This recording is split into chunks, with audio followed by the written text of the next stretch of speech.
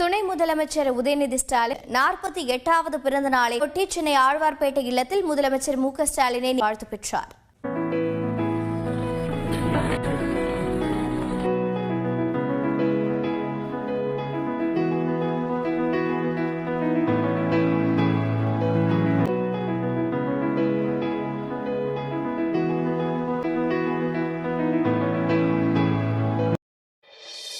குப்பை மேடுகள், கழிவுநீர் தேங்கி கிடக்கும் வீட்டு வாசல், சேரும் சகதியுமாக கிடக்கும் சாலைகள் என்று அழுக்கடைந்த பகுதியாக காட்சியளித்தது சேப்பாக்கம் தொகுதி. கடந்த 10 வருடங்களாக சட்டமன்ற உறுப்பினர்கள், அமைச்சர்கள், அரசு அதிகாரிகள் என்று யாரும் அந்த பகுதியில் நுழைந்ததில்லை.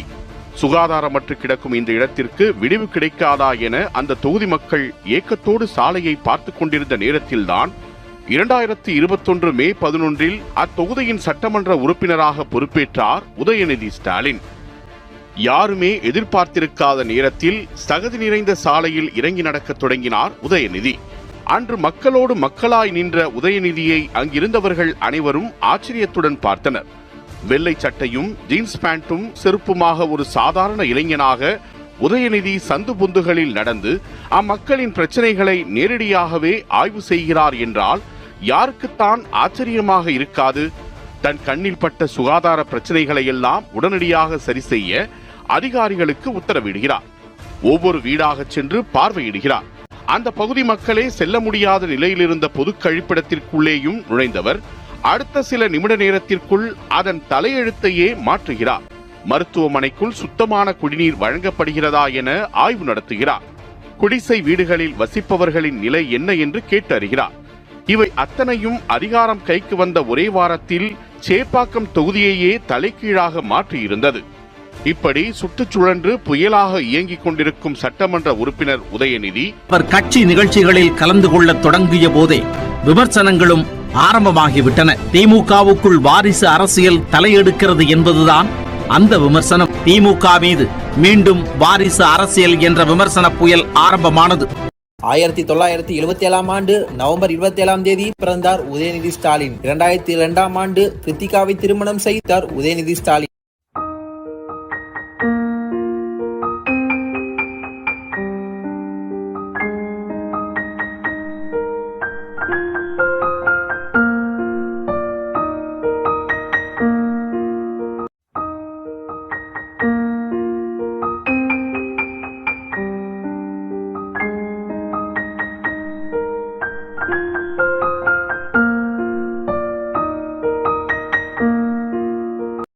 உதயநிதிக்கு நடிகர் விஜய் மிகவும் பிடித்த நடிகர். காவிரி மேலாண்மை வாரியம் அமைக்க கோரி திமுக மற்றும் அதன் தோழமை கட்சிகள் சார்பில் நடைபெற்ற போராட்டத்தில் உதயநிதி ஸ்டாலின் அண்ணா சாலை முதல் எழிலகம் வரை பேரணியில் பங்கேற்றார். அதன் பிறகு மேடைகளில் உதயநிதி விமர்சித்து பேச அதற்கு அமைச்சர்களும் கடுமையான எதிர்வினையை ஆற்றினர். அதன் நீட்சியாகவே 2021 ஆண்டு சட்டமன்ற தேர்தல் தேதி அறிவிப்பு வெளியாவதற்கு முன்பே திமுக சார்பில் அதிகாரப்பூர்வ பிரச்சாரத்தை தொடங்கினார் உதயநிதி. தேர்தல் பிரச்சாரம் செய்ய உதயநிதி முடிவு செய்ததை அதிமுக கடுமையாக விமர்சித்தது. ஆனாலும் திட்டமிட்டபடி பிரச்சாரத்தை தொடங்கினார் உதயநிதி. அப்போது அவரை கைது செய்த காவல்துறை பிறகு விடுவித்தது. பின்னர் மீண்டும் பிரச்சாரம் செய்த உதயநிதியை கைது செய்த காவல்துறை அவரை தடுப்பு காவலில் வைத்து பல மணி நேரத்திற்கு பிறகே விடுதலை செய்தது.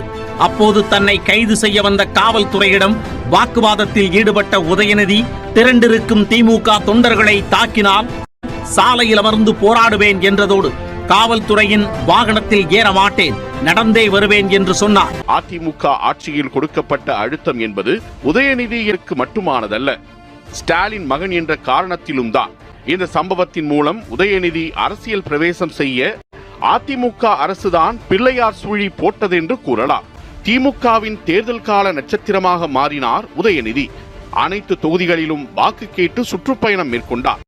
இது சரிப்படுமா என்று சீனியர்கள் யோசித்த நேரத்தில் உதயநிதி களத்தில் அதகலம் செய்ய ஆரம்பித்தார். யதார்த்தமான பேச்சால் சென்ற இடமெல்லாம் உதயநிதிக்கு ஆதரவு பெருகியது. தேர்தல் முடிவுகள் திமுக கூட்டணிக்கு சாதகமாக அமைந்தது. தேர்ந்த பேச்சாளர்கள் சீனியர்களே கையில் எடுக்காத விஷயங்களை எல்லாம் பேச்சில் கொண்டு வந்து திமுக மேலிடத்தை ஆச்சரியப்படுத்தினார். யதார்த்தமான பேச்சால் சென்ற இடமெல்லாம் உதயநிதிக்கு ஆதரவு பெருகியது. தேர்தல் முடிவுகள் திமுக கூட்டணிக்கு சாதகமாக அமைந்தது. ஒட்டுமொத்தமாக 38 இடங்களை அள்ளி இருந்தது திமுக கூட்டணி. இதனை அடுத்து இளைஞரணி செயலாளர் பதவி கொடுக்கப்பட்டது. ஸ்டாலின் அளவுக்கு இளைஞரணியை வழிநடத்தும் தகுதியுடையவரா உதயநிதி என்றெல்லாம் கேள்விகள் எழுப்பப்பட்டது. ஆனால் கட்சி பதவியேற்றதும் இளைஞரணிக்குள் புது ரத்தம் பாய்ச்ச ஆரம்பித்தார் உதயநிதி. இளைஞரணியின் மாவட்ட பதவிகளுக்கு நேரில் சென்று நேர்காணல் செய்தார். எல்லா மாவட்டங்களுக்கும் சுற்றுப்பயணம் மேற்கொண்டு திமுகவின் சிறந்த களப்பணியாளர்களை தேர்வு செய்ய தொடங்கினார்.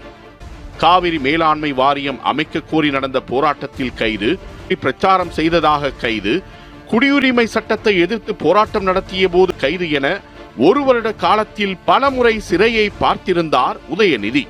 அடுத்தடுத்த செயல்பாடுகளால் கட்சியினர் பார்வை உதயநிதியின் மீது படத் தொடங்கியது. தன் மீதான விமர்சனங்களுக்கு தன் செயல்களாலேயே பதில் சொல்லிக் கொண்டிருந்தார் உதயநிதி. 2 ஆண்டு இடைவெளியிலேயே மக்களை அணுகவும் கட்சியினர் கட்சிக்குள்ளேயே எதிர்ப்பாளர்களையும் பக்குவமாக கையாள கற்றுக்கொண்டார்.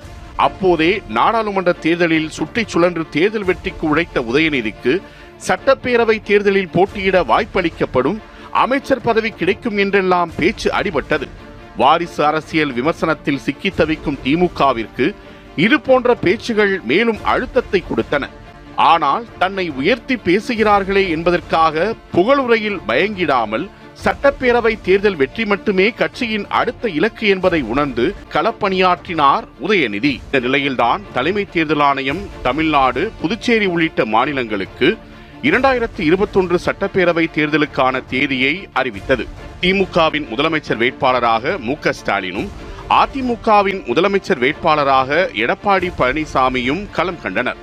ஆளும் கட்சியான அதிமுக மீண்டும் அரியணை ஏறுமா அல்லது 10 ஆண்டுகள் ஆட்சியில் இல்லாத திமுக கிரீடத்தை தட்டி பறிக்குமா என்ற எதிர்பார்ப்பு ஏகத்துக்கும் எகிரியது. கடந்த கால தேர்தல்களை போலல்லாமல் இந்த தேர்தல் பலமுனை போட்டி நிலவியதாக அமைந்திருந்தது.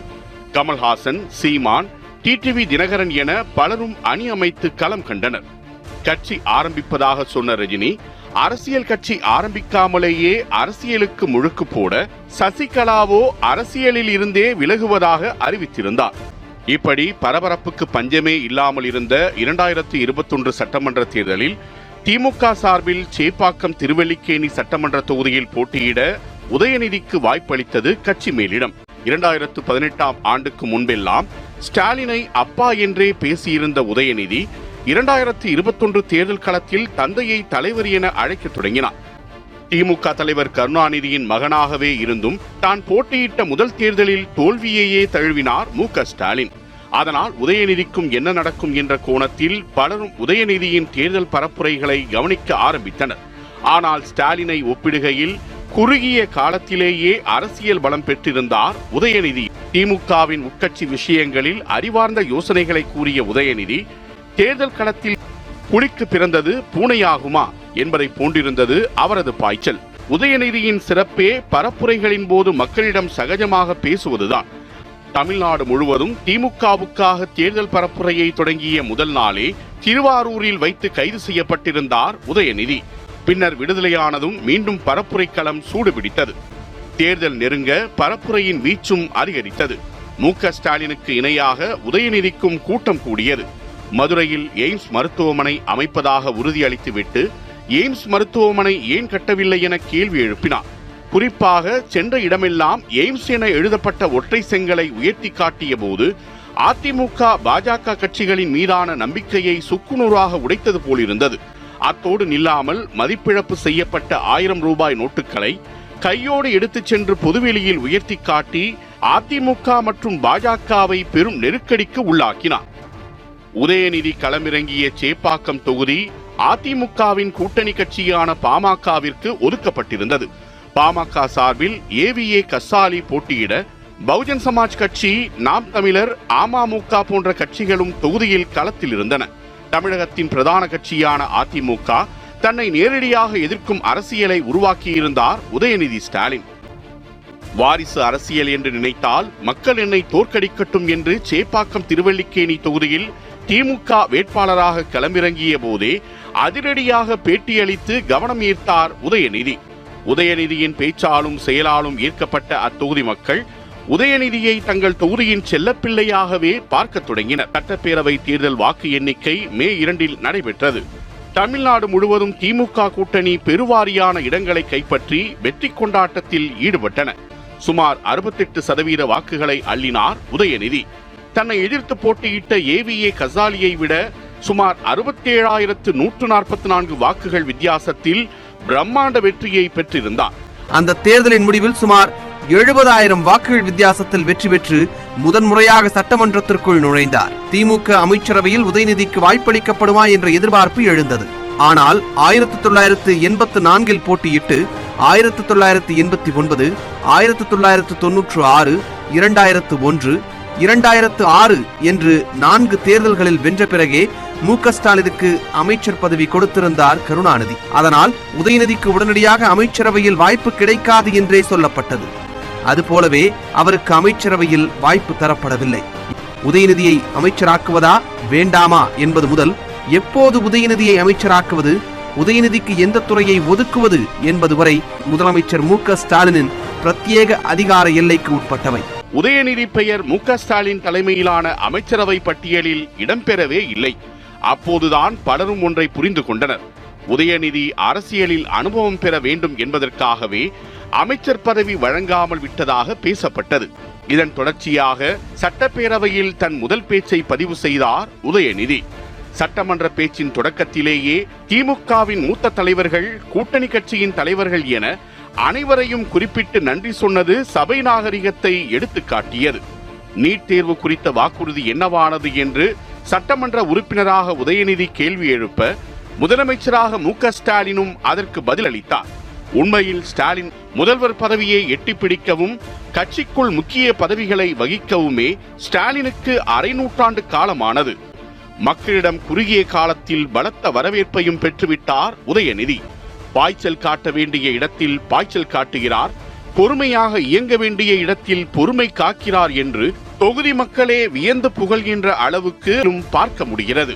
எல்லாவற்றிலும் தன் தந்தை தனக்கு கிடைக்க வேண்டிய அதிகாரத்தை தாமதப்படுத்தியதாக முதல்வர் நினைக்கிறார். அதனால தன் மகனுக்கு தான் தந்தை செய்த தவறை செய்து விடக்கூடாது, எல்லாத்தையுமே சீக்கிரமா செஞ்சிடணும்னு நினைக்கிறாரு. இந்த நிலையில்தான் உதயநிதிக்கு மேயர் பதவியோ அல்லது அமைச்சர் பதவியோ கொடுக்கப்படலாம் என்ற பேச்சுக்களும் உலா வருகின்றன. ஆனால் எதையும் காதில் போட்டுக் கொள்ளாமல் சென்னை, திருவள்ளூர் மாவட்டங்களில் வெள்ளத்தால் பாதிக்கப்பட்ட மக்களுக்கு நிவாரணம் வழங்குவதில் கவனம் செலுத்தினார் சட்டமன்ற உறுப்பினரான உதயநிதி ஸ்டாலின். ஒரு சட்டமன்ற தேர்தல், ஒரு நாடாளுமன்ற தேர்தல் என தலைவர் ஸ்டாலினுக்கு பக்கபலமாக இருந்து வெற்றிக்கனியை தட்டிச் செல்ல காரணமாக இருந்த உதயநிதிக்கு 2022 டிசம்பர் 14 அன்று அமைச்சரவையில் சேர்த்துக் கொண்டார் முதலமைச்சர் மு.க.ஸ்டாலின். அப்போது அமைச்சர் உதயநிதி ஸ்டாலினுக்கு இளைஞர் நலன், விளையாட்டு, வறுமை ஒழிப்பு மற்றும் சிறப்பு திட்ட அமலாக்கத்துறை உள்ளிட்ட துறைகள் ஒதுக்கப்பட்டன. அமைச்சர் உதயநிதி ஸ்டாலின் அமைச்சர் பதவியை பதவியாக கருதாமல் பொறுப்பாக உணர்ந்து பணியாற்றப் போவதாக சொன்னார். தமிழ்நாட்டை விளையாட்டுத்துறையின் பல்கலைக்கழகமாக உருவாக்க அனைத்து முயற்சியையும் அவர் எடுத்தார். பல மாணவர்கள் வெளிமாநிலங்களிலும் வெளிநாட்டிலும் பரிசுகளை அள்ளி குவித்தனர். பட்டி தொட்டியெல்லாம் அரசு சார்பிலும் விளையாட்டு போட்டிகள் நடத்தப்பட்டன. கொடுத்த துறையின் பணிகளை செவ்வனே செய்து முடித்தார் உதயநிதி ஸ்டாலின். தமிழ்நாடு அரசின் முக்கிய முடிவுகள் தொடர்பான ஆலோசனை கூட்டங்கள், அமைச்சரவை கூட்டங்கள், ஆய்வுக் கூட்டங்கள் என அனைத்திலும் அமைச்சர் உதயநிதி ஸ்டாலின் பங்கேற்க தொடங்கினார். ஆட்சி நிர்வாகத்தோடு சேர்த்து அரசியல் கருத்துக்களையும் விமர்சனங்களையும் தீவிரமாக முன்னெடுத்தார் அமைச்சர் உதயநிதி ஸ்டாலின். குறிப்பாக சனாதனம் குறித்து அவர் பேசியது நாடு தழுவிய அளவில் சர்ச்சையாக்கப்பட்டது. சனாதனத்துக்கு எதிராக பேசிய அமைச்சர் உதயநிதி ஸ்டாலினின் தலையை வெட்டி கொண்டு வருபவருக்கு 10 கோடி ரூபாய் பரிசு தருவதாக வன்முறை வார்த்தைகளை கக்கினார் ஒரு வடநாட்டு சாமியார். பிரதமர் மோடியில் ஆரம்பித்து அமைச்சர் உதயநிதியின் பேச்சை விமர்சித்தார்கள். குறிப்பாக வடமாநில தேர்தல் பரப்புரைகளில் அமைச்சர் உதயநிதி குறித்து பாஜக தலைவர்கள் பேசி பரபரப்பை கிளப்பினார்கள். அமைச்சர் உதயநிதி ஸ்டாலினின் பேச்சுக்கு எதிராக நீதிமன்றத்தில் வழக்கு தொடரப்பட்டது. அப்போது தனது நிலைப்பாட்டில் உறுதியாக இருப்பதாகவும் வழக்கை சட்ட ரீதியாக எதிர்கொள்வேன் என்றும் அறிவித்தார் அமைச்சர் Udhayanidhi Stalin. I have an event to attend. When did I call for genocide? BJP is saying that. Did I call for genocide? Do you have any proof? No. I have an event to attend. I'm sorry. அதேபோன்று NEET விலக்கு குறித்து தேர்தல் பரப்புரையில் உதயநிதி ஸ்டாலின் பேசியதை அதிமுகவும் பாஜகவும் நினைவூட்டி அரசியல் விமர்சனங்களை முன்வைத்தன. அதனைத் தொடர்ந்து நீட் விலக்கு கோரி கையெழுத்து இயக்கம் ஒன்றை ஆரம்பித்தார் அமைச்சர் உதயநிதி ஸ்டாலின். 2024 மக்களவைத் தேர்தலையொட்டி திமுக இளைஞரணி சார்பில் சேலத்தில் மாநில மாநாடு நடத்தப்படும் என்று அறிவிக்கப்பட்டது. விரைவில் அமைச்சர் உதயநிதி ஸ்டாலின் துணை முதலமைச்சர் பதவியில் அமரக்கூடும் என்றும் ஊடகங்கள் பேசத் தொடங்கின. அமைச்சர் உதயநிதி ஸ்டாலின் துணை முதலமைச்சர் ஆகிறார் என்ற செய்தி ஊடகங்களில் தீவிரமடைந்த போது, ஆனாலும் கூட 2024 மக்களவைத் தேர்தலுக்கு முன்பு துணை முதலமைச்சர் ஆகிறார் உதயநிதி ஸ்டாலின் என்றும், சேலம் இளைஞரணி மாநாட்டுக்கு முன்போ பின்போ துணை முதலமைச்சர் பொறுப்பு அமைச்சர் உதயநிதி ஸ்டாலினுக்கு தரப்படும் என்றும் ஒரே செய்தி வெவ்வேறு வடிவங்களில் பரவிக்கொண்டே இருந்தது. 2024 மக்களவை தேர்தல் வந்தது. கடந்த 2 தேர்தலைப் போல் இந்த தேர்தலிலும் திமுக கூட்டணி 40 இடங்களிலும் அபார வெற்றி பெற்றது. அப்படியான சூழலில்தான் தமிழ்நாட்டின் துணை முதலமைச்சராக அமைச்சர் உதயநிதி ஸ்டாலினை நியமித்தார் தமிழ்நாடு முதலமைச்சர் மு.க. ஸ்டாலின். அந்த வகையில் தமிழ்நாட்டின் 3வது துணை முதலமைச்சராக அமைச்சர் உதயநிதி ஸ்டாலின் பொறுப்பேற்றார்.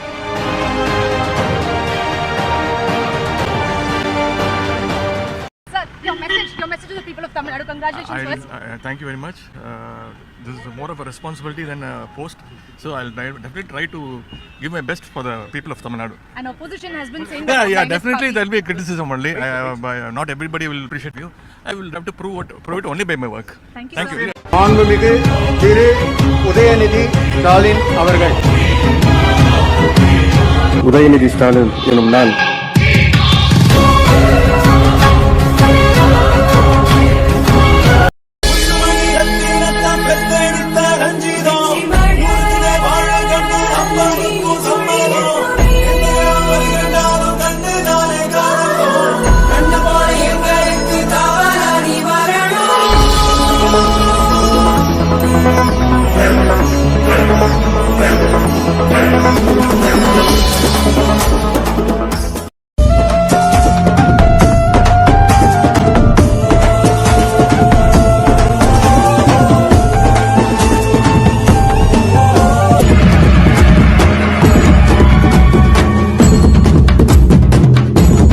விழுப்புரத்துல எங்கேயும் அப்பா தலைமையில ஒரு நீட் தேர்வு ஆர்ப்பாட்டம் எனக்கு ஞாபகம் இருக்கு.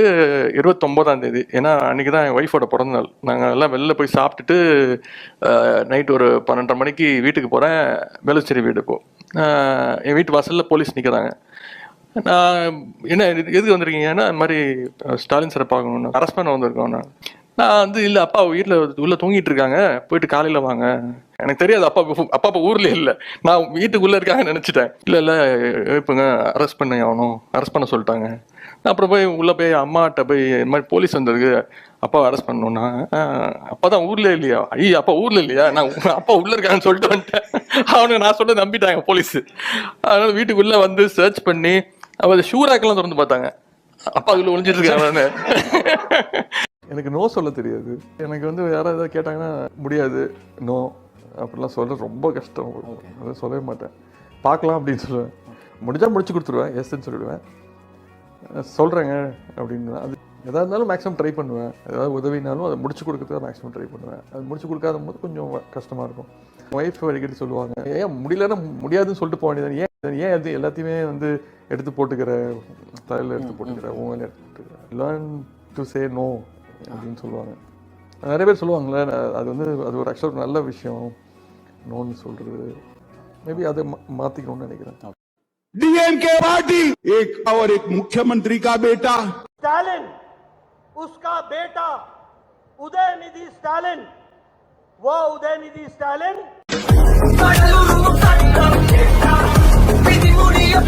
உதயநிதி ஸ்டாலின் எனும் நான். Are you a people's representative? You are just a postman. அப்பா வீட்டு காசியா கேட்டா தமிழ்நாட்டு மக்கள் கொடுத்த வரி பணம் தானே. இன்னொரு கேஸ் போட்டுக்கோ. என் தலைக்கு எதுக்கு 10 கோடி? என் தலையை சீவறதுக்கு ஒரு 10 ரூபா சீப்பை கொடுத்தா நானே சீவிட்டு போயிடுவேன்.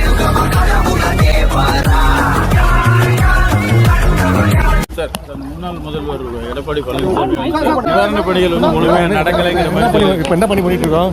ஊர் சுத்தி பார்க்க வந்திருக்கேன் நான் சொல்றது இல்ல. இப்ப நான் என்ன பண்ணிட்டு இருக்கேன்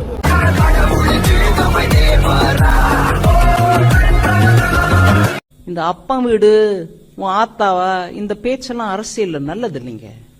அப்பன்ங்கிறது கெட்ட வார்த்தையா? திருப்பி மாத்திக்கிட்டால. மரியாதைக்குரிய ஒன்றிய நிதியமைச்சருடைய மரியாதைக்குரிய அப்பா, வணக்கத்திற்குரிய அப்பா, மாண்புமிகு அப்பா, எப்படி வேணா சொல்லலாம். எடப்பாடி பழனிசாமி அவர்களே, அவர் அளவுக்கு எனக்கு அனுபவம் இல்லை. கண்டிப்பாக ஒத்துக்கொள்கிறேன், அவருக்கு இருக்க அனுபவம் எனக்கு கிடையவே கிடையாது. அந்த அனுபவம் எனக்கு தேவையே கிடையாது. அதையும் நான் பெருமையை ஒத்துக்கொள்ள வேண்டும். ஏன்னா அவருடைய கூவத்தூர் அனுபவத்தை இந்த ஒட்டுமொத்த உலகமே நூறில் பார்த்துச்சு. எடப்பாடி பழனிசாமி அவர்கள் மாதிரி நான் தேர்தல் சார்புள்ள பூண்டு யார் காலையும் பிடிக்கவில்லை. தவறு போய் யார்கிட்டையும் நான் பதவி வாங்கல. இப்படிப்பட்ட பெரிய வரலாற்று சிறப்புமிக்க அனுபவங்களை பெற்றவர் யாருன்னா திரு எடப்பாடி பழனிசாமி அவர்கள். அப்படிப்பட்ட அனுபவங்கள் எனக்கு தேவையில்லை.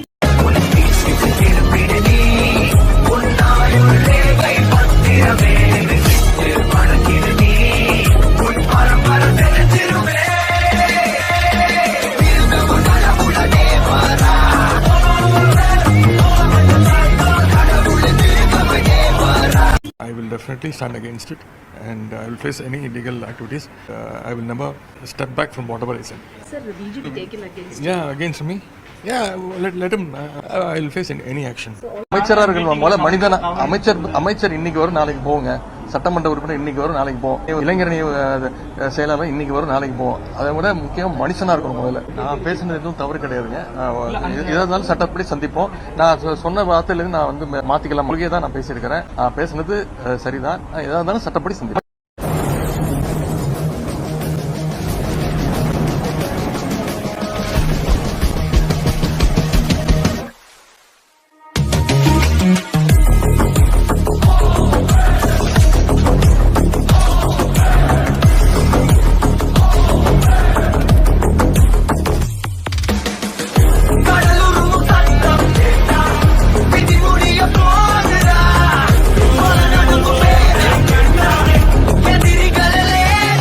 அப்பா வந்து பயங்கரம் ஜாலி. அம்மா வந்து கொஞ்சம் கோவப்படுவாங்க. இந்த படிப்பு விஷயத்துல ரேங்க்குள்ள வாங்கணும், படிக்கணும், எக்ஸாம், அதுல அம்மா வந்து பயங்கரம் ஸ்ட்ரிக்டா இருப்பாங்க. சொல்லுவாங்க எனக்கு நிறைய குவாலிட்டிஸ் வந்து எங்க அம்மாவோடது. உங்க பிரச்சாரத்துல எய்ம்ஸ் செங்கல் நீங்க காமிச்சு பேசின விஷயம் ரொம்பவே வைரல் ஆச்சு. இந்த ஐடியா யாரோடது? என்னோட ஐடியாங்க. ஐடியா யாருதுன்னா, மதுரை பிரச்சாரம் முடிச்சுட்டு விருதுநகர் போறேன். அப்ப போகும்போது மதுரை மாவட்ட செயலர் மாதிரி மணிமாறன் இருக்கார்ல, அவர் வந்து சொன்னார், இந்த மாதிரி பாத்தீங்கன்னா தம்பி இதுதான் எய்ம்ஸ், பெரிய காம்பவுண்ட் வால்லாம் இருந்துச்சு. சொன்னேன் உள்ள என்னென்ன இருக்கு? ஒண்ணுமே இல்லை தம்பி, அந்த செங்கல் வச்சது அப்படியே வச்சுட்டானுங்க, இந்த பூஜை போட்டு. ஒண்ணுமே பண்ணலையா? நான் ஒண்ணுமே பண்ணல தம்பி. அப்படியா? அது மைண்ட்ல ஓடிட்டே இருந்துச்சு. போகும்போது அடுத்த நாள் விருதுநகர் என்ட்ரு ஆகி பிரச்சாரம் ஸ்டார்ட் பண்ணும்போது என்னோட ஓட்டுநர்கிட்ட வந்து ஒரு செங்கல் ரெடி பண்ணி அப்படின்னு சொன்னேன். அவர் பயந்துட்டாப்ல. என்னது? இல்லை ஒரு செங்கல் மட்டும் கூட. எதுக்கு? அது பார்த்தா பயங்கரமா வைரல் ஆயிடுச்சு. என்னோட ஸ்பீச் எல்லாம் பார்த்துட்டு நான் வீட்டுக்கு போறேன். என் ஒய்ஃப் வந்து, ஏய் யார் நீ, என்ன நீ இப்படிலாம் பேசுற, நீ ஏன் என்னாச்சு? நான் இல்லை உன் ஸ்பீச்சை பத்தி தான் எல்லாருமே பேசுறாங்க. இல்லை அது எனக்கு தெரியல, அது போனோடனே எனக்கு பப்ளிக்கோட பயங்கரமா கனெக்ட் ஆயிடுது. எனக்கு ரெண்டாவது நாள் வந்து, ஏடா செங்கலை வச்சுலாம் பேசிட்டு இருக்கோம், வேணாம் நிப்பாட்டிக்கலாம் அப்படின்னு சொல்லிட்டு நான் நிப்பாட்டிட்டேன். ரெண்டாவது நாள் கிடையாது, என் ஸ்பீச்சை நான் பேசவே இல்லை. அப்புறம் நான் போய் பேச ஆரம்பிக்கிறேன். கீழே இருந்து அந்த செங்கலை காட்டு. இப்ப நான் இப்ப போய் நான் எங்க பேசினாலும் செங்கல் எங்கன்னு கேக்குறாங்க. இப்ப வந்து அங்க இன்னும் ஒன்னும் வேலை நடக்கல. இன்னும் அந்த ஊர் ஒன்னும் வேலை ஆரம்பிக்க மாதிரி எனக்கு தெரியல. ஸோ அடுத்த தடவை போகும்போதும் செங்கலோட தான் போகணும்னு நினைக்கிறேன். கண்டிப்பா என்னோட கெரியர்ல ரொம்ப முக்கியமான ஒரு படமா மாமன்னன் இருக்கும். Complete political film. என்னோட கடைசி படம் மாமன்னன்ங்கிறதே வந்து வடிவேல் சார் தான். மாரி செல்வராஜ் சாரும் 60-70 டேக் எடுப்பாருங்க. ஒரு நாள் ஃபுல்லாக எடுப்பார். எடுத்துட்டு அங்கேயே நைட்டு எடிட்டிங் இருக்கு, ஷூட் இருக்கு, அங்கேயே பார்த்துட்டு சீன் பேப்பர்லாம் கொடுக்க மாட்டார். நாளைக்கு என்ன சீன் பேப்பர் கொடுங்கன்னா, இல்லை நீங்கள் ஃப்ரெஷ்ஷாக வாங்க, அங்கே போய் பார்த்துக்கலாம் அப்படின்னு. ஒரு நாள் கூட சீன் பேப்பர் கொடுத்தது கிடையாது. ஓகே, சீன் பேப்பரே கிடையாது, யாருக்குமே டைலாக் பேப்பர் கிடையாது. என்ன எடுப்பார், ஃபுல் டே எடுப்பார். எடுத்துட்டு அடுத்த நாள் காலையில் போயிட்டு, நம்ம நேற்று எடுத்தது எனக்கு பிடிக்கல, திருப்பி ஃபர்ஸ்ட்லேருந்து எடுக்கலாமா அப்படின்னாரு. என்னது? நான் பயந்துட்டேன். ஃபர்ஸ்ட் ஒரு 7-8 நாள் ஷூட் போயிட்டோம் சேலம்ல. எடுத்துகிட்டே இருக்காரு, எதுவுமே சொல்ல மாட்டேங்கிறாரு, ஃபுல்லாக மாண்டாஜாக எடுக்கிறாரு. நான் போய் கேட்டேன் அவர்கிட்ட, சார் நான் என்ன சார் ஏதாவது சொல்லுங்கள் சார், நான் ஓரளவுக்கு நடிக்கிறேன்னா உங்களுக்கு திருப்தியாக சொல்ல தெரில, நான் கொஞ்ச நாள் கழிச்சு சொல்லட்டுமா அப்படின்றாரு. சொல்ல தெரியலையா சார், 8 நாள் ஷூட்டிங் முடிஞ்சிருச்சு. மாரி செல்வராஜ் சாரும் ஃபாத் சாரும் அதுவும் பயங்கர பெஸ்ட் ஃப்ரெண்ட்ஸு. அதான் அவங்களுக்குள்ள பயங்கரமான ஒரு சிங்க் ஆயிடுச்சு. அது ஃபாதரோட ஒர்க் பண்ணது வந்து எனக்கு மாரி செல்வராஜ் சார் தான் அந்த ஆப்ஷன் கொடுத்தாரு. Super as a performer. Father வந்து நான் சொல்லவே முடியாது. ஃபாதர் சாரும் இவர் 50 டேக் எடுப்பாரா, ஒரு ஓகேன்னு ஃபாதர் வேகமாக ஒரு மானிட்டர் பார்த்துட்டு, மாதிரி இது நல்லா இல்லை, நாளைக்கு வேற எடுக்கலாம், நாளைக்கு வேற எடுப்போம் அப்படின்னு. அவங்க 2 பேருக்குள்ள பயங்கரமா சிங்க் ஆயிடுச்சு. அந்தாலே 50 டேக் அப்புறம் ஓகே பண்ற இல்ல பிரதர், நம்ம நாளைக்கு வேற ஒண்ணு பண்ணுவோம். இதே மாதிரி நம்ம விக்ரம்ல நான் இதே மாதிரி பண்ணிருக்கேன். இல்ல 2 பேரும் பயங்கரமா சிங்க் ஆயிட்டாங்க. மாரி செல்வராஜ் சாரும் ஃபாத் சாரும் அதுவும் பயங்கர பெஸ்ட் ஃப்ரெண்ட்ஸ். சில டேர்ம்ஸ் எல்லாம் நீங்க எப்படி உங்களுக்கு அதுக்கு வந்திருக்கும், இந்த கிரிஞ்சு, பூமர், எனக்கு தெரியல. நானும் மாரி செல்வராஜ் சாரும் ஷூட்டிங்ல இருந்தோம், ஒரு படம் பார்க்க போயிருந்தோம். அவர் வந்து என் பக்கத்துல உட்காந்துட்டு, என்ன சார் இது ஒரே கிரிஞ்சா இருக்கு அப்படின்னாரு. கிரிஞ்சா எனக்கு புரியல எனக்கு. அப்புறமா திருப்பி எந்த ஒரு சீன் வந்துச்சு, சார் பயங்கர கிரிஞ்சு சீன் சார் இது அப்படின்னாரு. நான் நைட்டு ஃபுல்லாக இது என்ன கிரிஞ்சுன்றாங்க. நான் வந்துட்டு அடுத்த நாள் போய் கேட்குறேன், சார் நேற்று நம்ம படம் பார்க்கும்போது நீங்கள் கிரிஞ்சுன்னு ஒரு வார்த்தை சொன்னீங்கல்ல, அப்படின்னா என்ன சார் அப்படின்னு. அது ரொம்ப பழைய விஷயத்த வந்து பழைய விஷயமா இருந்தால் கிரிஞ்சா அப்படின்னு அவன் அப்போ சொன்னார். பூமர் வந்து என் பொண்ணு வந்து என் ஒய்ஃபை வந்து பூமர் ஆண்டின்னு கூப்பிட்டுருக்காங்க. எனக்கு ஃபர்ஸ்ட் தெரியாது பூமர்னா என்ன அப்படின்னு. சரி என்ன இது பூமர் அப்படின்னு கிருத்திகா எனக்கு தெரியாதா, இன்பு என்ன பூமர் அம்மா தான் கூப்பிடுவாப்புல. ஏன் இல்லை, நான் அப்பப்போ சொல்லுவேன், நான் சின்ன வயசா இருக்கும் போது நான் இதை பண்ணேன், அப்புறம் தான் எனக்கு தெரிஞ்சிச்சு அதுக்கு பேர் தான் பூமரா அப்படின்னு. இந்த 2 வார்த்தை எனக்கு இப்போதான் இதுதான் அந்த எக்ஸ்பீரியன்ஸ். அந்த என்ன யாரும் வரைக்கும் அப்படி கூப்பிடல. உதயன்னு சொன்னாவே அவருடைய சிரிப்பு தான் எனக்கு ஞாபகம் வரும். ஒரு அலாதியான சிரிப்பு. அதாவது உதயுடைய பரம எதிரி கூட அவர் கூட சண்டை போடணும்னு வந்தா அவர் ஒரு சிரிப்பு, அந்த சிரிப்பு சிரிச்சாருன்னா எல்லாரும் சாஃப்ட் ஆயிடுவாங்க. நீங்க எப்பவுமே கலகலப்பா இருக்கீங்க, பிரஸ் மீட்டிங்ல கூட சிரிச்சுக்கிட்டே பதில் சொல்றீங்க, இதற்கான ரகசியம் என்ன சார்?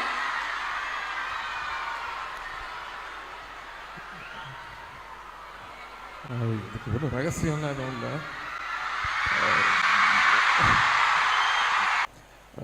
எப்பவுமே கொஞ்சம் சிரிச்ச மூஞ்சோடு இருந்தோம்னா நம்மளுக்கும் நல்லது, மற்றவங்களுக்கும் நல்லது. அதனால் என்ன எவ்வளோ பெரிய பிரச்சனையாக இருந்தாலும் அதை வந்து ஒரு சிரித்த முகத்தோடு அணுகணும்னு நான் நினைக்கிறேன். அதனால் எல்லாத்தையும் நான் கேட்டுக்கிறது, எவ்வளோ பிரச்சனை இருந்தாலும் பார்த்துக்கலாம், ஆனால் சிரித்த முகத்தோடு எப்பவுமே இருங்க. நன்றி. Thank you sir. உதய் சார், திரைப்படத்துறையில் அரசியல், ஸோ இது 2த்துக்குமான வேறுபாடு என்னன்னு கொஞ்சம் சொல்லுங்களேன். சினிமாவில் வந்து டைரக்டர் இருப்பார், அவங்க சொல்லி கொடுக்குறது நமக்கு வரலன்னா திருப்பி ஒன் மோர் நிறைய டேக்லாம் போகலாம். ஆனால் அரசியல் அப்படி கிடையாது. முழுமையாக நம்பி மனசில் என்ன தோணுதோ அதுதான் நம்ம பேச முடியும். அரசியலில் நடிக்க முடியாது. நடிச்சிங்கன்னா வெளில தெரிஞ்சிடும். Thank you sir. Thank you. Uday sir, sports மினிஸ்டராக இருக்க நீங்கள் பார்க்க எங்கள் அண்ணா மாதிரியே இருக்கீங்க. உங்களுடைய இளமையின் ரகசியம் என்ன சார்? அந்த தம்பி கேட்டார்ல, சிரிச்சுக்கிட்டே இருக்கேன். சிரிச்சுக்கிட்டே இருந்தால் கொஞ்சம் இளமை ஆட்டோமேட்டிக்காக வந்துடும். என்னுடைய தந்தைக்கிட்டேருந்து வந்து ஜீன் நினைக்கிறேன்.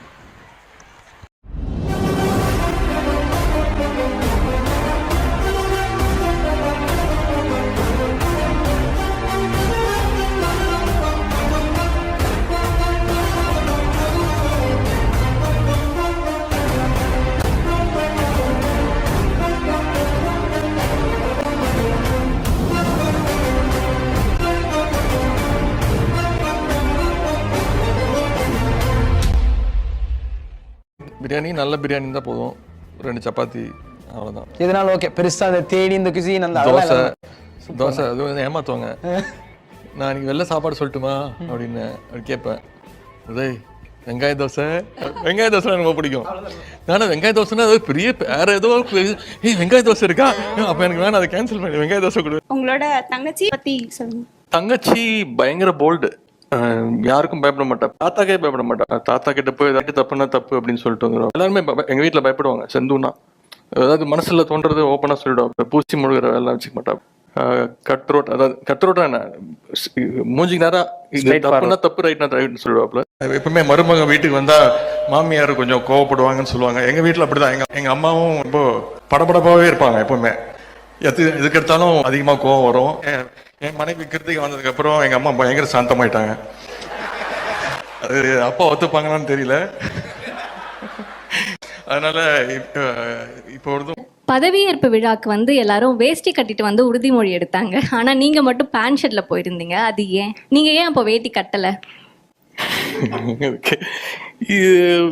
எனக்கு எது வசதியோ அது நான் போட்டு போறேன், அவ்வளவுதான்.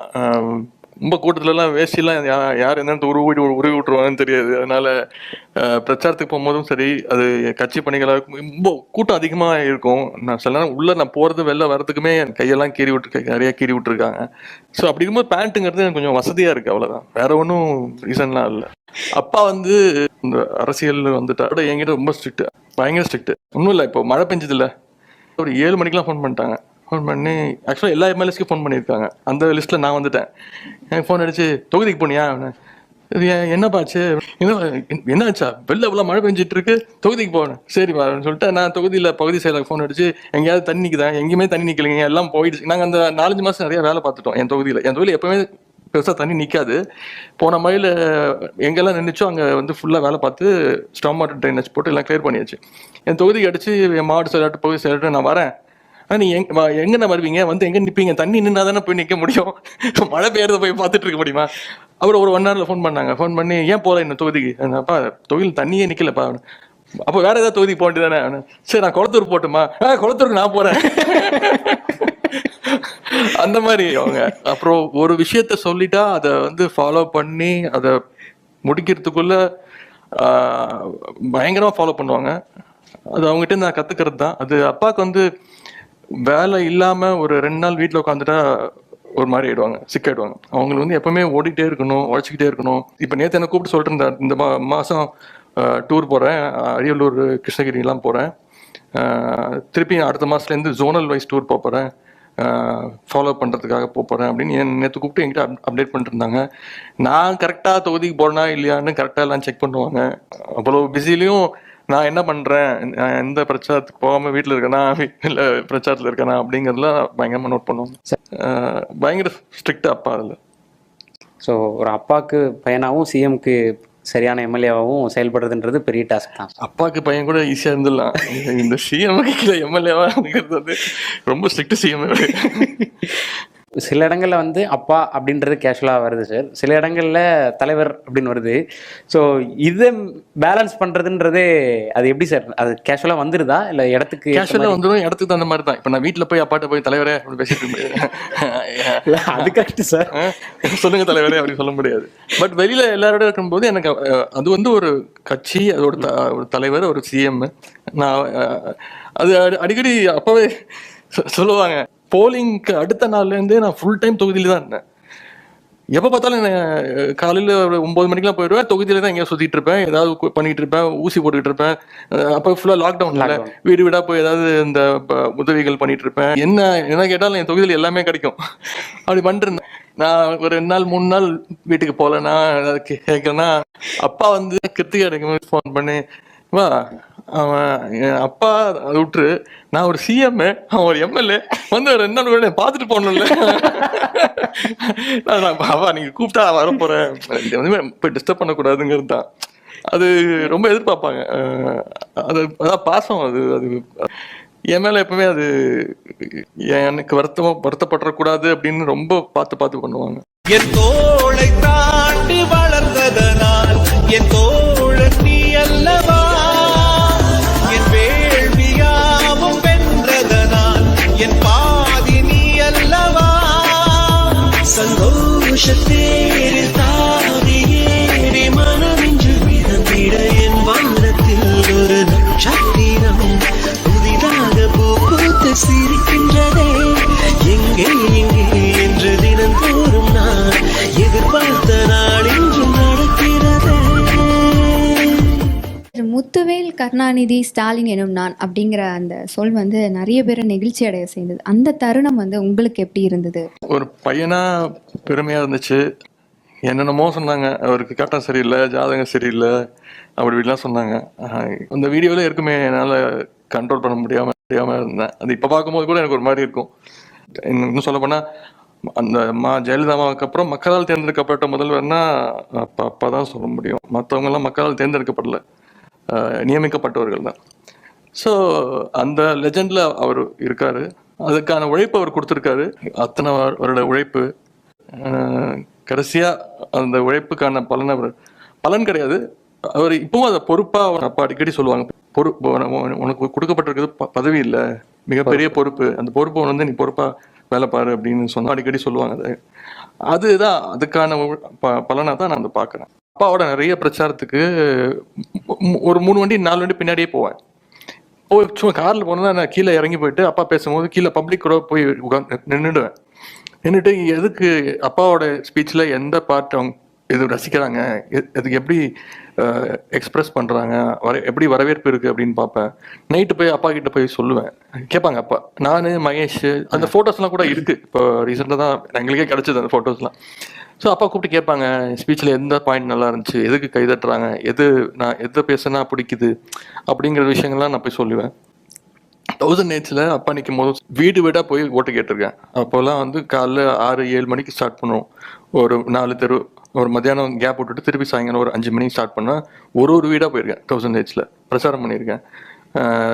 எம்எல்ஏ எலெக்ஷனுக்கு சரி, அப்படின்னா எம்பி எலெக்ஷனுக்கு அப்பா வந்து நீ தமிழ்நாடு ஃபுல்லாக கொஞ்சம் டூர் போக முடியுமா அப்படின்னாங்க. பிரச்சார நேரத்தில் வந்து டெய்லி நைட் எனக்கு ஃபோன் பண்ணுவாங்க. நான் எங்கேயாவது டூரில் இருப்பேன், அப்பா வேற எங்கேயாவது இருப்பாங்க. அப்போ ரெகுலராக ஃபாலோ பண்ணுவாங்க, இன்னைக்கு எப்படி இருந்துச்சு, இன்னைக்கு எந்த மாவட்டத்துக்கு போனேன், இன்னைக்கு கூட்டம் எப்படி இருந்துச்சு, அந்த மாவட்டத்துக்கும் இந்த மாவட்டத்துக்கும் என்ன வித்தியாசம் இருக்கு, எத்தனை பாயிண்ட்ல பேசினேன், அதெல்லாம் விசாரிப்பாங்க. நாளைக்கு எங்கே போற அப்படிங்கிறதுல தரோவா இருப்பாங்க. திரு உதயநிதி ஸ்டாலின் அவர்கள் துணை முதலமைச்சராக பொறுப்பேற்ற நேரமும் பதவியேற்ற நேரமும் 29/9/2024 ஞாயிற்றுக்கிழமை துணை முதலமைச்சராக திரு உதயநிதி ஸ்டாலின் அவர்கள் பொறுப்பேற்றாங்க. அந்த நட்சத்திரம் அப்படின்னு நீங்க பாத்தீங்கன்னா மக நட்சத்திரம். அந்த பதவியேற்ற நட்சத்திரம் மக நட்சத்திரம். அதாவது 3 to 4 குளிகை நேரம். பொதுவாகவே குளிகை நேரத்துல ஒரு காரியத்தை செய்தா அது மறுபடியும் நிகழக்கூடிய அமைப்பாக வரும். அதாவது சுபகாரியத்தை குளிகை நேரத்திலே செய்யலாம், தொடர்ச்சியாக நிகழக்கூடிய அமைப்பாக வரும். அப்ப அந்த 3 to 4 அப்படிங்கிற குளிகை நேரத்துல தான் அந்த பதவியேற்பு விழாவானது சரியாக 3:30 மணிக்கு நடந்து. அந்த நேரத்துல லக்னம்னு நீங்க பாத்தீங்கன்னா அந்த லக்னம் வந்து மகர லக்னமா இருக்கும். 9ஆம் இடம் பாக்கிய ஸ்தானத்திலே சூரிய பகவான் இருப்பார். அந்த சூரியனை இந்த குரு பகவான் பார்ப்பார். இது போன்ற அமைப்புல இருக்கும். அதே போல அந்த நட்சத்திரம்னு பாத்தீங்கன்னா மக நட்சத்திரம். அந்த பதவியேற்ற நட்சத்திரம் மக நட்சத்திரம். இவங்க திரு உதயநிதி ஸ்டாலின் அவர்களுடைய நட்சத்திரம் எது அப்படின்னா ரிஷபராசி மிருகசீரிஷ நட்சத்திரம் பிறந்திருப்பாங்க. அந்த மிருகசீரிஷ நட்சத்திரத்துக்கு 6வது நட்சத்திரம் சொல்லக்கூடிய சாதகத்தாரை நட்சத்திரம் தான் இந்த மக நட்சத்திரம். அப்ப இவங்க அந்த நட்சத்திரம் ஜனன நட்சத்திரம் எதுன்னா மிருகசீரிஷம். அந்த 6வது நட்சத்திரம் என்பது ஒரு அற்புதமான நட்சத்திரம். அந்த நட்சத்திர நாள்ல திரு உதயநிதி ஸ்டாலின் அவர்கள் வந்து துணை முதலமைச்சராக பதவியேற்றிருக்காங்க. பிளஸ் அந்த நேரமும் ஒரு அற்புதமான நேரம். அந்த லக்னம் மகர லக்னம் 9ஆம் இடம் பாக்கியஸ்தானத்துல சூரியன் அமர்ந்து குரு பார்ப்பாரு. திரு உதயநிதி ஸ்டாலின் அவர்களுக்கு முதல்வராகக்கூடிய யோக அமைப்பானது இருக்குதா அப்படிங்கிறதையும் இந்த பதிவில் நம்ம பார்ப்போங்க. அதாவதுங்க திரு உதயநிதி ஸ்டாலின் அவர்கள் பிறந்தது அப்படின்னு பார்க்கும்போது 27/11/1977 பிறந்திருக்காங்க. 27/11/77. திரு உதயநிதி ஸ்டாலின் அவர்களுக்கு நடக்கக்கூடிய தசை அப்படின்னு பார்க்கும்போதுங்க சனி பகவானுடைய தசையில சுக்கிர புத்தி. கும்ப லக்னத்துல பிறந்திருக்காங்க. ரிஷபராசி மிருக சீரிஷத்துல பிறந்திருக்காங்க. கும்ப லக்னத்துல லக்னாதிபதியோட சனி திக்பலம், 7ஆம் இடத்திலே திக்பலம். சனிக்கு வீடு கொடுத்த சூரிய பகவான் திக்பலம். பௌர்ணமி கார்த்திகை பௌர்ணமி ஒட்டி பிறந்த ஜாதகம். கார்த்திகை பௌர்ணமியிலே பிறந்த ஒரு அற்புதமான ஜாதகங்க. சந்திரன் இங்கே உச்சம். செவ்வாய் பாருங்க 6ஆம் இடத்தில் அமர்ந்திருந்தாலும் கூட நீச்சபங்க ராஜயோகம். செவ்வாய்க்கு வீடு கொடுத்த சந்திர பகவான் உச்சம். செவ்வாய்க்கு வீடு கொடுத்த சந்திர பகவான் உச்சம். குருவும் புதனும் பரிவர்த்தனை. தற்போது சனிபகவானோட தசை தற்போது நடைமுறையில் போயிட்டு இருக்கு. 2026 3வது மாதத்திற்கு பிறகு திரு உதயநிதி ஸ்டாலின் அவர்களுக்கு வரக்கூடிய புத்தி சனி தசையில சூரிய புத்தி. சூரியன் திக்பலம். சூரியன் அரசாங்க வழி ஆதரவு, உச்ச பதவி, இது போன்ற அமைப்பெல்லாம் கொடுக்கக்கூடிய கிரகம் எது? சூரிய பகவான். அப்ப அந்த சூரியன் எங்க இருக்காரு? அந்த பௌர்ணமி சந்திரனுடைய பார்வையிலே அமர்ந்திருக்கின்றார். அப்ப அந்த சூரியன் இங்கே வலிமையாக இருக்கின்றார். குருவும் புதனும் பரிவர்த்தனை, தன்னுடைய வீடுகளில் ஆட்சி என்ற நிலைக்கு வர்றாங்க. பிறந்த காலங்களிலே செவ்வாய் தசை, அதற்கு பிறகு வந்த 8ஆம் இடத்தில் அமர்ந்த ராகு தசை, அதற்கு பிறகு கும்ப லக்னத்திற்கு அப்படி ஒன்றும் பெரிய யோக பலனை செய்ய இயலாதவர் யாரு? குரு பகவான். அந்த தசையும் முடிஞ்சிச்சு. தற்போது கும்ப லக்னத்திற்கு யோகனுடைய தசை நடைமுறை போயிட்டு இருக்கு, சனி பகவானுடைய தசை. அதுலேயும் சுக்கிர புத்தி 9 கூடிய பாக்கியாதிபதி. அந்த பாக்கியாதிபதியுடைய புத்தியில தான் துணை முதலமைச்சராக பதவியேற்றாங்க. வரக்கூடிய அமைப்பு என்பது மிகப்பெரிய ஒரு உச்ச அமைப்பாக இருக்கின்றது வரக்கூடிய காலம். அந்த சுக்கிர புத்திக்கு பிறகு வரக்கூடிய அமைப்பு என்பது சூரிய புத்தி. அப்ப முதலமைச்சராக கூடிய அத்தனை அமைப்புகளும் வலிமையாக இருக்கக்கூடிய ஜாதகமாக திரு உதயநிதி ஸ்டாலின் ஜாதகமானது இருக்குது அப்படின்னு நம்ம சொல்ல முடியுதுங்க. அதே போல தற்போது நடக்கக்கூடிய காலகட்டமும் ஃபேவரபிளான காலகட்டம், சாதகமான காலகட்டமாகவும் இருக்குது என்று சொல்ல முடியும். இந்த யோகத்தெல்லாம் நீங்க பாத்தீங்க அப்படின்னா எல்லாமே கிரகமாளிகா யோகம் அப்படின்னு ஒரு அற்புதமான யோகம் ஜோதிட விதிகள்ல உண்டுங்க. அதாவது தொடர்ச்சியாக கிரகங்கள் அமர்வது. இந்த இடத்துல கேது பகவான், இங்க குரு, இங்க ராகு, இங்க புதன், சதுர் கேந்திர யோகம். எல்லா கிரகங்களும் வலிமை பெற்று அமர்ந்திருக்கின்றன. எந்த வீடுகளும் கிரகத்தினுடைய பார்வை இல்லாம இல்ல. எல்லா வீடுகளும் பாருங்க, இந்த இடத்துல ஒரு வீடு பிளாங்கா இருந்தாலும் சுக்கிரனுடைய பார்வை இங்க கிடைக்கும். இந்த இடத்துல ஒரு வீடு அதாவது வெறுமனே இருந்தாலும் இங்க பாருங்க செவ்வாயினுடைய பார்வை. அப்ப எல்லா வீடுகளும் கிரகத்தினுடைய அமைப்பிலே இருக்கு. பிளஸ் கிரகமாளிகா யோகம் தொடர்ச்சியாக சந்திரன், குரு, செவ்வாய், சனி, ராகு, சுக்கிரன், சூரியன் வரிசையாக கிரகம் அமர்ந்த கிரகமாளிகா யோகம், 4 முள்ள அமர்ந்த சதுர்கேந்திர யோகம். அதே மாதிரி பௌர்ணமி அமைப்பிலே பிறந்த ஜாதகம், பௌர்ணமியிலே பிறந்த ஜாதகம் நீச்சபங்க ராஜயோகம். அந்த லக்னத்திற்கு 10ஆம் அதிபதி என்று சொல்லக்கூடிய யாரு? பட்டம், பதவி, கௌரவம், புகழ், அந்தஸ்து இது போன்ற அமைப்புக்கு உரியவர் யாரு? அந்த செவ்வாய் பகவான்.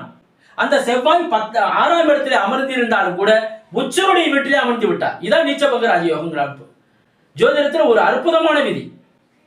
அந்த செவ்வாய்க்கு வீடு கொடுத்த சந்திரன் உச்சம், அந்த செவ்வாய் அமர்ந்தது பௌர்ணமி சந்திரனுடைய வீட்டுல. 6ஆம் இடத்திலே செவ்வாய் அமர்வது என்பது நல்லது.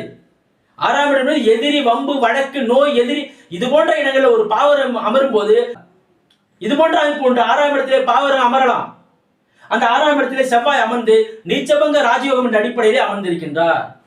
அப்ப இந்த அமைப்புல பார்க்கும்போது லக்னம் வலுவாக இருக்கின்றது, லக்னத்தை குரு பார்க்கின்றார். லக்னாதிபதி வலுவாக இருக்கின்றார், சனி திக்பலமாக இருக்கின்றார், சனிக்கு வீடு கொடுத்த சூரியனும் திக்பலமாக இருக்கின்றார். பௌர்ணமிக்கு அருகில பெறக்கூடிய ஜாதகம் எல்லாமே ஓரளவுக்கு எந்த நிலையிலும் அவங்க எந்த நிலையில இருக்காங்களோ அந்த எந்த துறையில் வைக்கிறாங்களோ அதுல ஒரு உச்ச நிலையை அவங்க அடைவாங்க. அரசியல் இருந்தால் அரசியலில் உச்சபட்ச நிலையை அடைவாங்க. தொழில்துறையில் இருந்தால் தொழிலில், அதிகாரியாக இருந்தால் உச்ச அதிகாரியாக இருப்பாங்க. இது போன்ற அமைப்புல இவங்க பிறந்த அன்னைக்கு வந்து அது இருக்கிற பௌர்ணமியிலே சிறந்த பௌர்ணமி அப்படின்னு சொல்லும்போது என்னதுன்னா அது அந்த கார்த்திகை மாத பௌர்ணமி, அதாவது திருவண்ணாமலை தீப கார்த்திகை நம்ம சிறப்பாக கொண்டாடுறோம் அப்படின்னு நம்ம சொல்லலாம். அந்த பௌர்ணமிக்கு அருகாமையிலே இவங்க பிறந்திருக்காங்க. முன்பின் நாட்கள் பௌர்ணமியிலேயோ பௌர்ணமிக்கு முன்பின் நாட்களிலே பிறக்கக்கூடிய ஜாதகம் ஒரு யோகமான ஜாதகம். ராசியை பொறுத்த வரைக்கும் ரிஷப ராசி மிருக சீரிஷம் நட்சத்திரம் பிறந்திருக்காங்க. அதாவது கார்த்திகை மாதம் 12ஆம் தேதி இவங்க பிறந்திருக்காங்க. இவங்க பிறந்த காலங்களில் பௌர்ணமிக்கு அருகாமையில் 14/12/2022 அவங்க காலை அமைச்சராக பதவியேற்றாங்க. 9:38 AM காலையில் சென்னையில் இவங்க ஆளுநர் மாளிகையில் பதவியேற்றிருக்காங்க. இவங்களுடைய பதவியேற்ற நேரத்தில் உள்ள லக்னம் அப்படி பார்க்கும்போது மகர லக்னத்தில் இவங்க சிம்ம ராசி மகம் நட்சத்திரத்தில் இவங்க பதவியேற்றாங்க. இவங்களுடைய ஜனனகால நட்சத்திரம் எது அப்படின்னா மிருகசீரிஷம். மிருகசீரிஷம் நட்சத்திரத்துக்கு 6வது நட்சத்திரமாக சேமதாரையாக, அதாவது நன்மை அளிக்கக்கூடிய நட்சத்திரமாக இந்த மகம் நட்சத்திரம் வரும். அந்த நாளில் இவங்க பதவியேற்றிருக்காங்க. 9:38 கடிகார பிரசனப்படி 9:38 AM இவங்க கையெழுத்து போட்டாங்க அமைச்சராக. அந்த கையெழுத்து போட்ட நேரமும் அந்த சிறப்பான நேரம் தாங்க. 14/12/2022 இவங்க பதவி வைக்கும்போது அந்த தேதி வந்து 14/1/4/5 ஒரு கூட்டேன்னு இவங்க 27ஆம் தேதி பிறந்திருக்காங்க. 27க்கு 5ஆம் தேதிங்கிறது ஒரு நல்ல நம்பர் தாங்க. அந்த அதாவது 5னா 1/4, அந்த 14ங்கிறது 1/4/5 வரும், கூட்டேன்னு 5 வரும். அப்போ எல்லா விதத்திலுமே இந்த கிரக நிலைகள்ங்கிறது ஒரு நல்ல முகூர்த்தமாகவே இது அமைஞ்சிருக்கு அப்படின்னு நம்ம சொல்லலாங்க. அப்ப ஜாதகம் வலிமையான இருக்கும்போது முதலமைச்சராகக்கூடிய யோகம் அற்புதமாக பொருந்தி வரக்கூடிய ஜாதகமாக திரு உதயநிதி ஸ்டாலின் அவருடைய ஜாதகம் இருக்கின்றது. அதே போல பதவியேற்ற நேரமும் ஒரு அற்புதமான நேரமாக இருக்கின்றது. இந்த தேதியை நீங்க பாத்தீங்க அப்படின்னா 2, அதாவது 29/9/2024 தேதியில 2 வரும், 9/2/11 வரும். எல்லாத்தையும் கூட்டினீங்க அப்படின்னா 1 வரும். 1 சூரியனுடைய ஆதிக்கம். இந்த தேதி மாத வருடம் கூட்டி வரக்கூடிய அமைப்புகள் ரொம்ப வலிமையான அமைப்பு. தேதியை விட தேதி மாத வருடம் கூட்டுறோம் பாருங்க, அதுல வரக்கூடிய நம்பர் தான் ரொம்ப ரொம்ப முக்கியம். அதன் அடிப்படையில் பாருங்க 1 சூரியனுடைய ஆதிக்கத்துல வருது. அப்ப அந்த தேதியும் உங்களுக்கு சிறப்பா இருக்கு. அந்த மக நட்சத்திரம் 6வது நட்சத்திரம் சாதக தாரை நட்சத்திரமாக இருக்கு. அந்த குடிகை நேரம் என்பது தொடர்ச்சியாக பதவி ஏற்கக்கூடிய ஒரு அற்புதமான நேரம் என்று நம்ம சொல்லலாம். அப்ப எல்லா ரூபத்திலையும் பார்த்தாலும் சிறப்பான அமைப்பாக வரக்கூடிய காலங்களில் உச்ச பதவியில் அமரக்கூடிய ஒரு அமைப்பாக திரு உதயநிதி ஸ்டாலின் அவருடைய ஜாதகம் இருக்கு. அந்த அடிப்படையில் பார்க்கும்போது இந்த பதவியேற்ற நேரம் என்பது ஒரு அற்புதமான நேரமாகும். அவருடைய ஜனனகால ஜாதகமும் ஒரு அற்புதமான ஜாதகமாக இருக்கிறது என்ற அடிப்படையில எதிர்காலத்துல ஒரு உச்ச பதவியில் வரக்கூடிய காலத்துல உச்ச பதவியில் அமரக்கூடிய ஒரு அமைப்பாக திரு உதயநிதி ஸ்டாலின் ஜாதகமானது இருக்குது என்று நம்மளால தெளிவாகவும் உறுதியாகவும் சொல்ல முடியுதுங்க. இது போன்ற இன்னும் பல்வேறு ஜோதிட தகவல்களை தொடர்ச்சியாக நம்முடைய கடவுள் பதிவு செய்வோம். நன்றி, வணக்கம். வாழ்க வளமுடன், வாழ்க வையகம், வாழ்க பிரபஞ்சம்.